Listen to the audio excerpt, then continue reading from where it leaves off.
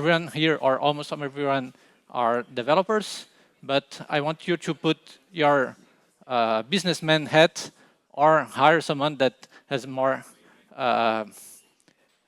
business feeling to try to come up with metrics so that the Fedi you create or you use is sustainable and you can use it for a long time and come up with more modules and more stuff that can be done inside of Fedi.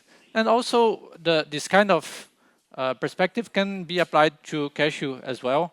And just remember that the business part is important. The infrastructure must be up, running, and people using, but there is this other side that must be remembered and put to practice. Just a quick disclaimer, the data to do this kind of analysis for the stability pool is not available still on the Fedi observer.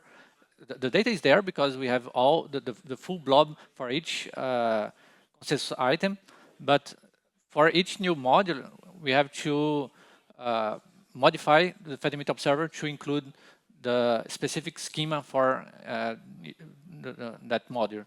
So the data is there, but we cannot readily right now process this kind of information, but that's very important to another quick observation. Each module, the maintainer of, for example, the provider inside the stability pool, it's a common user of the federation. He can make this same service for many federations, but it's a user. He has a special role, as if it was a mafia or werewolf game that everyone is a villager, but at night they can have some special activity. So he has a role inside the federation, but he has also to maintain the funds inside the stability pool. Same can be said for the Lightning Gateway. He has funds. He has to peg in money for the federation to have ecash. If someone wants to pay an invoice and receive in cash inside the federation, you have to have funds already in the federation to do that. So we have to manage everything. And so let's talk about a little and show some plots. And all the data I will show is synthetic. I took a lot of work to do not disclose information even from public federations. And another thing to say important is that there are federations on the wild that are completely private, so the invite code is not publicly available. Only the people inside that community can access, enter the federation, and also use Fedi Observer and get this data.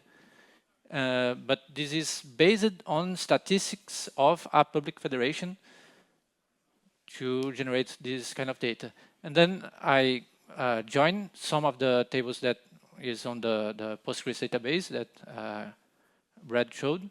And here we have the input and output already in the same table. The in-kind is the module where the input of the consensus item come from, and out-kind is the module of the output. So there is peg-ins where in-kind is wallet and out-kind is mint. I think there is no peg-outs in this print, but when in-kind is ln, it's ecash is exiting the Lightning Gateway and going to some user. And there is the opposite too. There is some in-kind mint, out-kind ln with ln contract interaction as fund, which is when, like I said, the gateway provider, the gateway maintainer have to have ecash ready to give to users when they pay an invoice in the Lightning Network, and so on. The stability pool also, you have to fund the stability pool as a provider to be ready as Staged provides. And the amounts. So with this data, we'll try to make up metrics that are understandable, comparable, relative, and hopefully with all of this, we reach something that is actionable. This I took from a book called Lean Analytics. It gives many lessons about how to build an analytics system for a startup. And we'll take some basic step-by-step of the most basic thing in a federation. First, the total number of transactions. Straight line going up, very pretty, feels good to have more transactions, but you can't do anything with that. It's completely useless. Now, if you take number of transactions per day, you can start to see something happening. There is a wavy pattern and some noise where the number of fluctuations fluctuate a lot from one day to the other. That's one of the reasons why we suggested to take a 7-day average. Almost all cultures around the world have some working days and some weekends where they don't work, so the number of transactions might follow this pattern of activity. But that's still not enough. It's comparable because you can see what happens one day against the other, but now you make it relative. Now I'm talking about weekly transactions. I make not a moving average, but 1 week at a time, groups of 7 days. And below we have the growth and or decrease in the number of transactions. If the orange bar goes up, it means we had more transactions from 1 week to the other. If it goes down, we have less. Pretty trivial, but if you have a business and you have the purpose, each federation can have its own purpose. It can be, I don't know, managing the funds of an apartment building. It can be a festival where you instead of having physical tokens, you transact in ecash. It can be a flea market. I don't know. It can be anything. But if you want it to grow and or at least be steady in the number of users and number of transactions, the volume of money that is using our federation, and hopefully someone is making a little amount of money through fees to enable this form of anonymous and fast transaction system, payment system. So we want this to keep working. And we have to have a target. So we take this weekly growth, next slide, and put a target. Let's say I want to have 5% increase every week. Sometimes it worked out, sometimes not, but you have to do something outside marketing. You print flyers, I don't know, but try to make people use your app, use your federation. Publish on Nostr your invitation for your federation, I don't know. But if you want it to grow, you have to do something, and you can monitor this basic metric to see if your target, your objective is being reached. And so some ideas of what you can do to using the base data for only transactions or data for each specific module to do something more interesting with Fedi Mint Observer data. And these are some suggestions for the hackathon too. And I like to give names to things. So the first one is the connectome. Connectome is the name of the map of all the synapse connections in a brain. But what if instead of connections in a brain, we map the connections between federations? I think the first presentation with Kali, he showed that between cashew mints, we could do something similar with Fedi Mint. Next, transaction print, like a fingerprint, but with your transaction. We discussed this too in another talk. Can anonymity be broken if you have a steady behavior of the transaction and the value you do over time? Maybe this is enough entropy to distinguish you from other users, and you won't be identified, but your behavior can be isolated from the other users, and this may be enough to trigger your anonymity sensitivity. And or the same thing the same data you can use and modeling, you can train a machine learning model with the history of transactions to try to make the proof of funds or proof of liabilities of that federation. And last suggestion, sea of tranquility. So you have the stability pool, but as a provider, you want to protect yourself from going bankrupt, basically.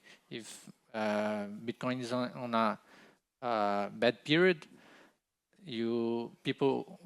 everyone in the federation will use your service to make their money stable on USD, and the provider have to pay for that.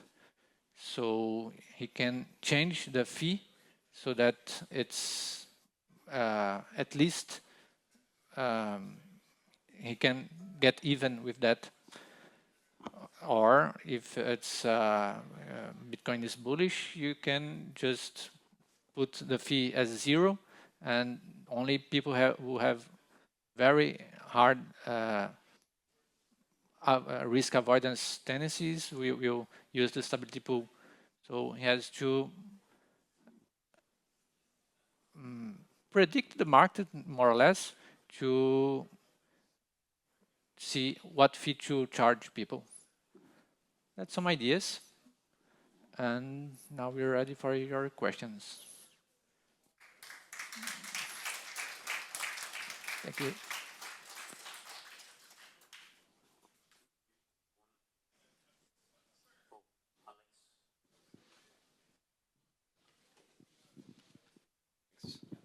Yeah, do you have any intuition on like what you think the bounds are of like the kind of like you suggested that it's still somewhat unexplored about like how much data you can get out of these, or how many metrics that are useful you can get out of this data set? Do you have some intuition as to like what the limits are? Yeah. Yeah, it's very restrictive comparing to a traditional business. For example, the first thing in a startup would be to know user growth and daily or monthly active users. We don't know even if many transactions were made with the same account, or if one single person have many accounts and each account doing many transactions. If the transaction was just a developer doing a test and then leaving the federation forever. So it's really limiting from the perspective of who is running that Fedimint, that federation. But we should try to make proxies of those traditional metrics. Like Lefteris said, for example, to make a proxy of user growth, we can use the number of transactions, because time is inelastic, and there is, unless everyone transacting are bots, you can't do many transactions at the same time. So it somewhat mimics the traditional metric you want to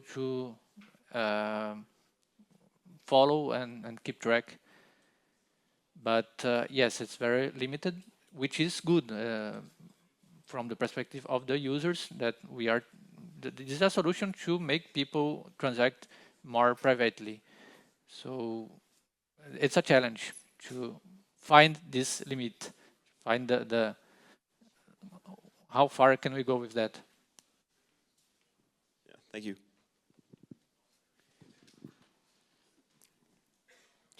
just a little compliment.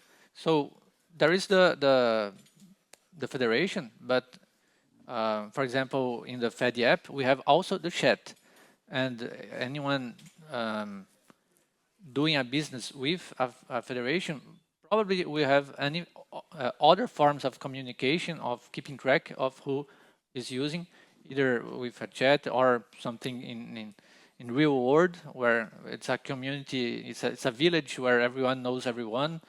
So probably there are things outside the Fedimint data that complements, and you can cross them, or things on chain, or things in the broader money ecosystem, Bitcoin or not, that you can cross with the data you have inside the Fedimint to have a bigger understanding of what's happening.